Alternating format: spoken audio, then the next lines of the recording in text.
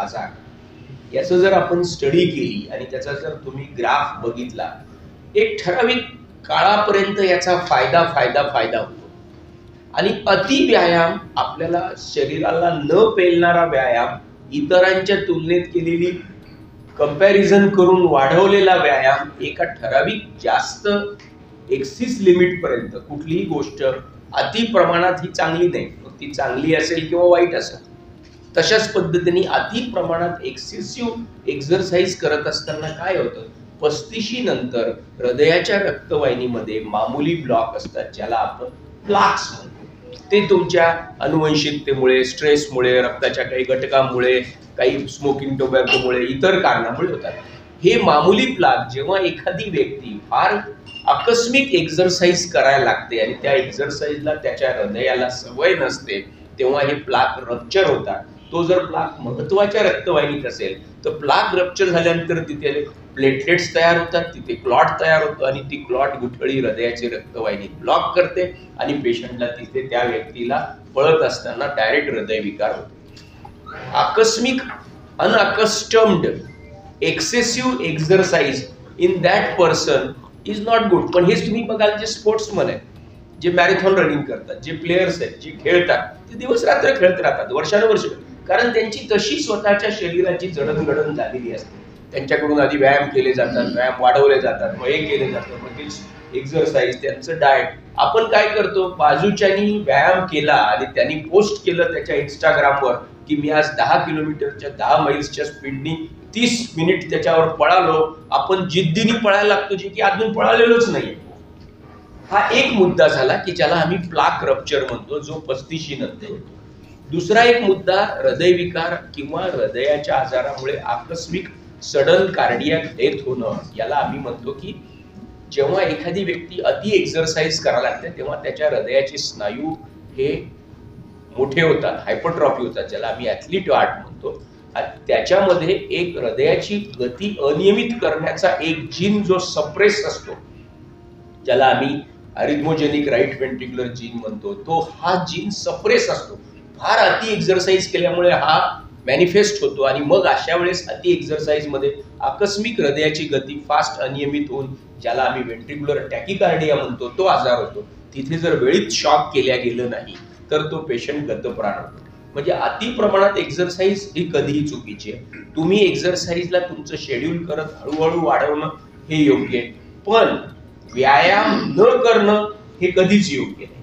प्रत्येकाने 45 मिनिट ते 60 minute minimum चांगली एक्झरसाइज, ब्रिस्क एक्झरसाइज, ज्यात भराभरा चालणं झालं, जॉगिंग झालं, सायकलिंग झालं, स्विमिंग झालं, आठवड्यातून मिनिमम 5 दिवस करणं हे कधीही हृदयासाठी फायद्याचं आहे, हे तुम्ही लक्षात ठेवा. त्यामुळे व्यायाम हा खूप गोष्टींसाठी फायद्याचा असतो. नंबर 1, तुमचं वजन नियंत्रणात राहतं. नंबर 2, तुमचं ब्लड प्रेशर चांगलं राहतं. नंबर 3, साखर कंट्रोलमध्ये येते. नंबर 4, कोलेस्ट्रॉल चांगलं येतं.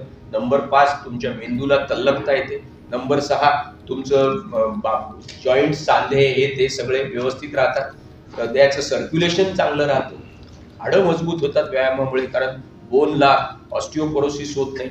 या सगळ्या प्रकारामध्ये exercise is mandatory. Limited exercise, graded exercise is good. One must do it, कारण त्यांनी हृदयविकार टळतो. अति एक्झरसाइज, सवय नसलेली, अनअकस्टम्ड, एक्सेसिव्ह न करणं. आणि एखादा फार रेग्युलर खूप करत असेल तरी त्यांना आमचा सल्ला असतो. आता माझे खूप मित्र आहेत, डॉक्टर लोकांमध्ये खूप क्रेज आहे मॅरेथॉनची आणि ट्रायथलॉनची आणि ते काय ते आयर्न मॅनची वगैरे, तुम्ही बघता खूप जण झालेले आहेत आमच्यापैकी. आम्ही सांगतो की बाबा 3-6 महिन्याला चेक करा, काही नाही, सिंपल ECG करा, नाडीचे ठोके बघा, BP बघा, इको करा, त्या हृदयावर चेंजेस यायला लागले, ब्रेक घ्या, डिकंडिशन युअर हार्ट, आणि 3-6 महिन्यामध्ये ती आलेली सूज चालल्या जाते. Again you can start, restart, that is not a problem. पण काळजी घेऊन करा. यातून संदेश हाच आहे की व्यायाम आवश्यक आहे, व्यायाम चांगला आहे, कुठलंही अतिपणा हा नको, हाच यातून संदेश आहे. सर, हृदय रोगाचे त्यावर खूपदा तुम्ही भेटलात, मी भेटलोय, आपण खूपदा लेक्चर दिलेत आणि वाढत चाललंय. आपण सगळे हो हो म्हणतो, पण त्या दृष्टीने आपल्याकडून पुढची स्टेप अजून होत नाहीये. ती म्हणजे काय काळजी आपल्याला या घ्यायची पाहिजे. तुम्हाला माहिती आहे की तुमच्या फील्डमध्ये तुम्हाला खूप धकाधकीचं जीवन आहे आपल्याला हे सगळं माहिती आहे, ब्लड प्रेशर आहे, डायबिटीस आहे, कोलेस्ट्रॉल आहे, वजन जास्त असणं, बैठी जीवनशैली, अनुवंशिकता, टोबॅको, स्मोकिंग या सगळ्या प्रकारामुळे रक्ताचे गोठण्याचे प्रमाण जास्त असणं, या सगळ्या प्रकारामुळे हृदयविकार होण्याचं प्रमाण वाढतं. पण अशामध्ये यात एक महत्वाचा रिस्क फॅक्टर आलेला आहे, तो म्हणजे स्ट्रेस, मानसिक ताणतणाव. आज तुम्ही लोक बघा, तुमचं शेड्यूल बघा कसं आहे. रात्री 12, 1, 2 वाजेपर्यंत तुम्हाला काम करावं लागतं. काही ब्रेकिंग न्यूज आली, काही पळापळी झाली, तुम्हाला पुढे जावं लागतं. अजून पुढच्याही गोष्टी, तुमच्या जेवणा खावण्याचे हाल असतात. बऱ्याचदा तुम्ही बाहेरगावी दुसरीकडे जाता न्यूज कव्हर करण्यासाठी. कसा प्रवास करता तुम्हाला माहिती आहे. तुम्ही बसनी जाता, तुम्ही तिकडे जाता, तिथे गेल्यानंतर काही सोय नसते, तिथे बाकीचेही पत्रकार असतात. तुम्ही तुमच्या पद्धतीने तुमची स्वतःची काळजी घेता. तुमच्या समोर उद्दिष्ट हे असते की मी न्यूज किती चांगल्या पद्धतीने कव्हर करू शकेल, त्यासाठी तुम्ही जीवाचं रान करता. ह्या प्रकारामध्ये स्वतःची काळजी घेणं हे राहून जातं. मग तुमचा आहार आहे, तुमची वेळेवर झोपणं आहे, तुमचं जेवण आहे, तुम्ही काय खाता, तिथे जे मिळतं ते खातात. तिथे असतील समजा भजे आणि पकोडे खूप खारट, त्यात तळलेले, तेलकट, तुम्हाला भूक लागलेली असते, खावं लागतं. या सगळ्या प्रकारामध्ये मानसिक ताणतणाव आणि त्या संदर्भात त्या अनुषंगाने आलेला स्लीपलेसनेस, ज्याला आम्ही इन्सोमनिया, झोप न लागणं, हा एक प्रकार. झोपेचं शेड्यूल बिघडणं, या सगळ्या प्रकारामुळे पर्यायाने त्याच्याच अनुषंगाने पुढे मधुमेहाचं प्रमाण वाढतं, सेंट्रल ओबिसिटी, पोटाचं फॅट वाढतं, ब्लड प्रेशर वाढतं आणि हृदयाचे आजार वाढतात.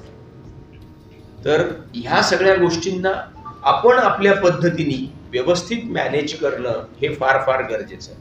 मी आज ठरवलेलं आहे की मी काही फार बोलणार नाही. हे सगळं बोलून झालेलं आहे, तुम्हाला सगळं माहिती आहे. ब्लड प्रेशर आहे, डायबिटीस आहे, कोलेस्ट्रॉल आहे, ओबेसिटी आहे, व्यायामाचा अभाव आहे, तंबाखू, बिडी, सिगरेट हे व्यसनं आहेत.